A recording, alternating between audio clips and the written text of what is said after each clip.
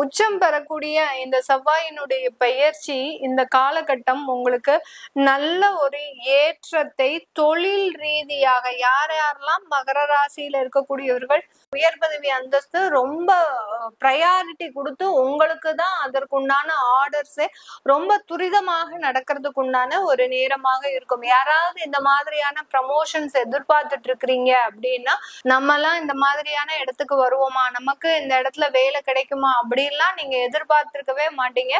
ஆனாலும் இந்த காலகட்டம் அதற்குண்டான ஒரு மாற்றங்கள்லாம் அமையறதுக்கு உண்டான ஒரு முழு அமைப்பையும் குருவினுடைய பார்வை இந்த கோச்சார செவ்வாய் மீது இருக்கிறதுனால மகர ராசியையும் இந்த செவ்வாய் பகவான் 4ஆம் பார்வையாக பார்க்கறதுனால டிவோட்டி நேஷன் நேயர்கள் அனைவருக்கும் ஆஸ்ட்ரோ பூர்ணாவின் அன்பார்ந்த வணக்கங்கள். இன்னைக்கு நாம பார்க்கக்கூடிய சிறப்பு பதிவு செவ்வாய் பெயர்ச்சி. செவ்வாய் பகவான் 14ஆம் தேதி செப்டம்பர் மாதம் கன்னி ராசியிலிருந்து துலாம் ராசிக்கு பெயர்ச்சி ஆகிறார். இந்த செவ்வாயினுடைய பெயர்ச்சி கால அளவு பாத்தீங்கன்னா 45 நாட்கள் மட்டுமே இருக்கும்.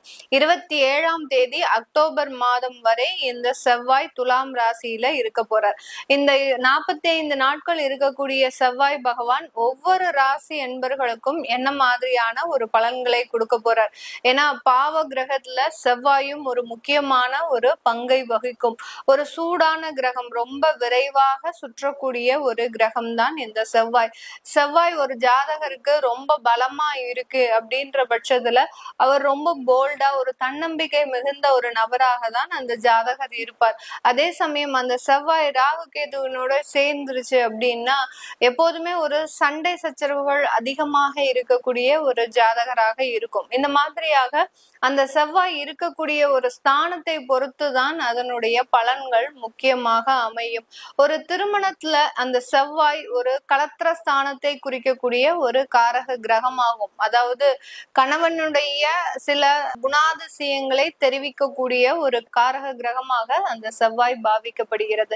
இப்படிப்பட்ட இந்த செவ்வாயினுடைய பெயர்ச்சி ஒவ்வொரு ராசி என்பவர்களுக்கும் எந்த மாதிரியான மாற்றத்தை கொடுக்க போகுது அப்படின்றத இந்த பதிவுல நம்ம தெளிவா பார்க்கலாம்.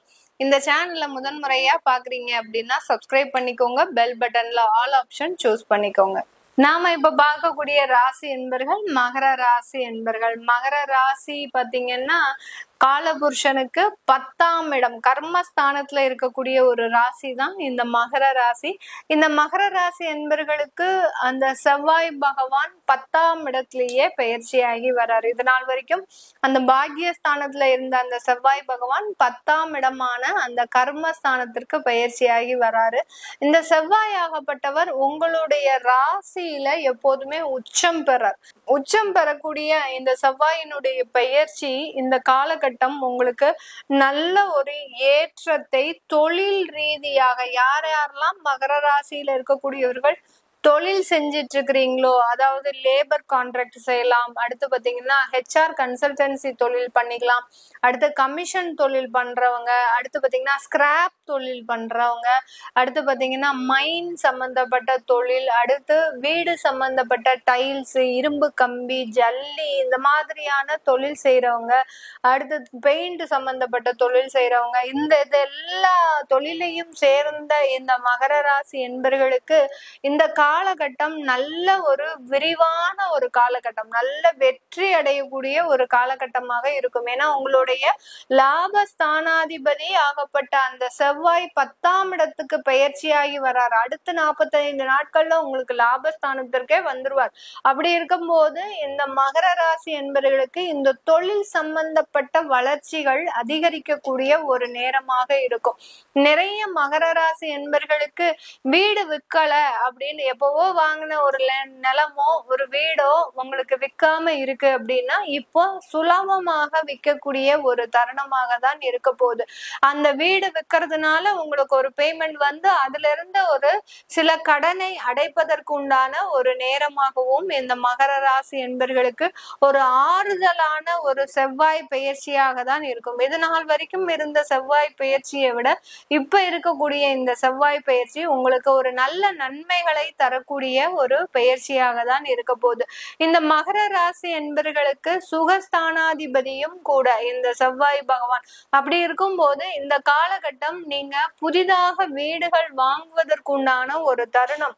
இந்த தொழில் மூலமாக நீங்க புதிதாக வீடுகள் வாங்கலாம். தொழில்ல இருக்கக்கூடிய ஒரு வருமானம் மூலமாக நீங்க வீடுகள் வாங்குவதற்கும், ஏற்கனவே வீடு அடமானத்துல இருக்கு அப்படின்னா அந்த அடமானத்துல இருந்து மீட்டு எடுக்கக்கூடிய ஒரு தருணமாகவும் தான் இந்த மகர ராசி என்பர்களுக்கு இந்த காலகட்டம் ஒரு முழுமையான ஒரு மாற்றத்தை அடையக்கூடிய ஒரு நேரமாக இருக்க போகுது. இந்த மகர ராசி என்பர்கள் தன்னுடைய சொந்த இடத்திலிருந்து நிறைய ஒரு மாற்றங்களை அடையக்கூடிய ஒரு நேரம். வெளிநாட்டுல இருக்கக்கூடிய இந்த மகர ராசி என்பர்கள் தன்னுடைய சொந்த ஊர்ல சொந்தமாக வீடு கட்டக்கூடிய ஒரு யோகமான ஒரு காலகட்டம்லாம் இப்போ அமையறதுக்கு உண்டான ஒரு நேரம். ஏன்னா மகர ராசி என்பவர்களுக்கு இந்த ஒரு அமைப்பு பாத்தீங்கன்னா ஒரு 10 வருடத்திற்கு அப்புறம் இது வந்திருக்கு. ஏன்னா உங்களுக்கு 7.5 சனி ஒரு பக்கம் இருந்ததுனால உங்களால எந்த விஷயத்தை தொட்டாலும் ஒரு பயங்கரமான ஒரு தோல்வியாக தான் இருந்திருக்கும். இந்த காலகட்டம் உங்களுக்கு 7.5 சனி எல்லாம் விலகி இப்போ உங்களுடைய லைஃப்ல நல்ல ஒரு டெவலப்மெண்ட் இருக்கக்கூடிய ஒரு காலகட்டமாக தான் இருக்க போகுது இந்த மகர ராசி என்பர்களுக்கு.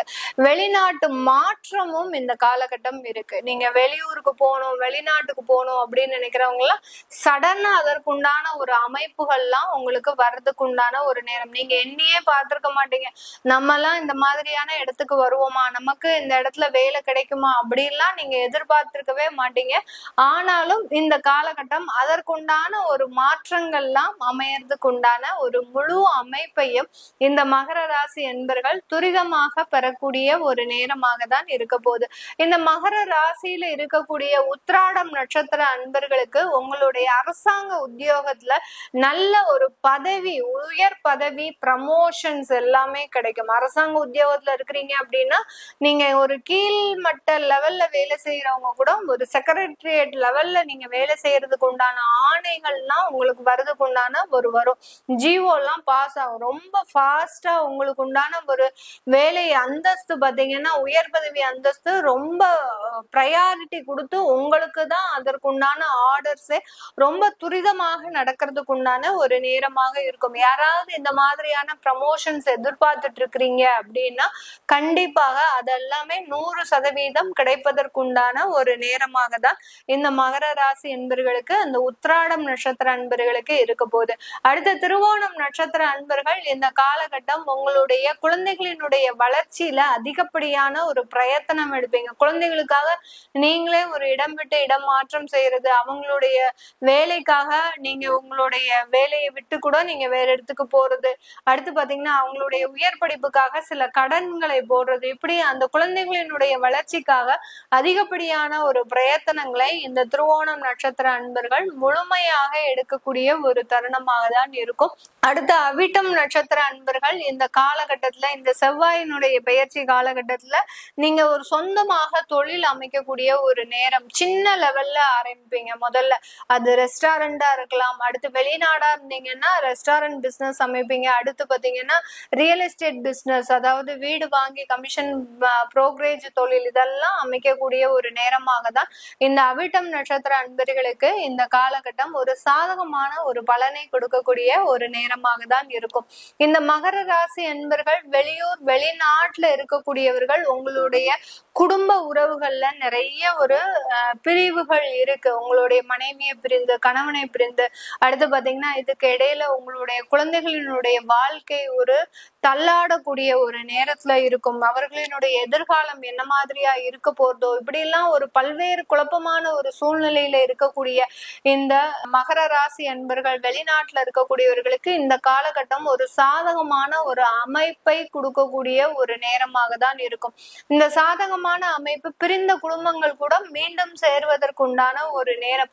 ஏன்னா அந்த குருவினுடைய பார்வை இந்த கோச்சார செவ்வாய் மீது இருக்கிறதுனால மகர ராசியை குழந்தையையும் இந்த செவ்வாய் பகவான் 4ஆம் பார்வையாக பார்க்கறதுனால அந்த பிரிந்த குடும்பங்கள் மீண்டும் சேருவதற்குண்டான ஒரு தருணம். குழந்தைகள் பிரிந்து இருந்தா கூட அந்த குழந்தைகளை நீங்க பார்த்து வரலாம் அப்படின்னு சொல்லிட்டு அந்த லீகலா உங்களுக்கு அப்ரூவல் கிடைக்கிறதுக்கு உண்டான ஒரு நேரம். இது எல்லாமே உங்களுக்கு கிடைக்கிறதுக்கு உண்டான ஒரு அமைப்பாக தான் இந்த மகர ராசி என்பர்களுக்கு இருக்க போகுது. இது எல்லாமே நம்ம கோச்சார நிலவரப்படி பலன்களை கணிச்சு சொல்லியிருக்கிறோம். உங்களுடைய தசா புத்தி நல்லா இருக்கா நல்லா இல்லையா, அடுத்து பாத்தீங்கன்னா உங்களுடைய லைஃப்ல இந்த மாதிரியான அமைப்புகள் இருக்கு அப்படின்னா கீழே கமெண்ட் பாக்ஸ்ல பதிவு பண்ணலாம். உங்களுடைய தசாபுத்திகளை பத்தி தெரிஞ்சுக்கிறதுக்கு நீங்க கீழே இருக்கிற நம்பருக்கு வாட்ஸ்அப்ல அப்பாயின்மெண்ட் வாங்கிக்கிட்டு நீங்க என்கிட்ட கன்சல்ட் பண்ணிக்கலாம். உங்களிடமிருந்து விடைபெறுவது உங்கள் ஆஸ்ட்ரோ பூர்ணா. நன்றி, வணக்கம்.